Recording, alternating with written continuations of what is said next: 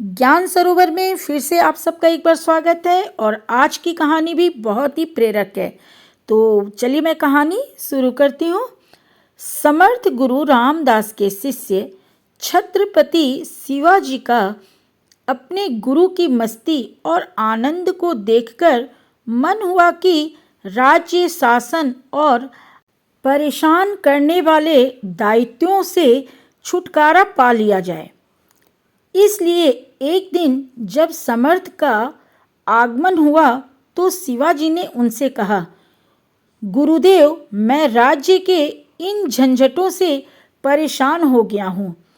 नित्य प्रतिदिन नई उलझनें, इसलिए मैं संन्यास लेने की सोच रहा हूँ। गुरुदेव बोले, हाँ ठीक है, संन्यास ले लो, इससे अच्छा और क्या हो सकता है।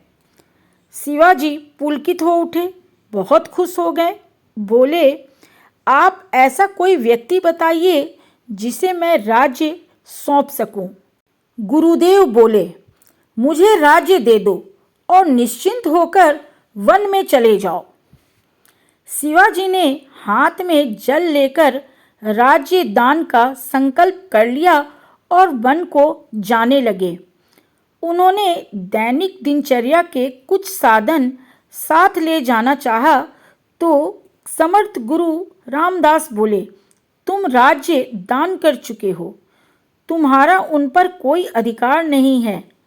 तब शिवाजी खाली हाथ ही जाने लगे तो समर्थ गुरु बोले, दिनचर्या के लिए साधनों की आवश्यकता पड़ेगी, वो कहाँ से लाओगे। शिवाजी ने उत्तर दिया, कहीं नौकरी कर लूँगा, उन्हीं पैसों से व्यवस्था बना लूँगा।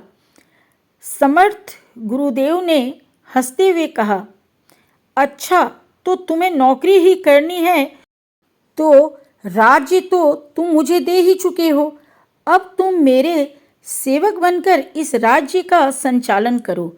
यह राजकाज ही तुम्हारी नौकरी है। इसके उपरांत कभी शिवाजी को राज्य से संबंधित कोई भी कार्य करने में तनाव का अनुभव नहीं हुआ। सत्य यही है कि मनुष्य कार्य करने से नहीं बल्कि उसे बोझ समझकर करने से तनावग्रस्त होता है।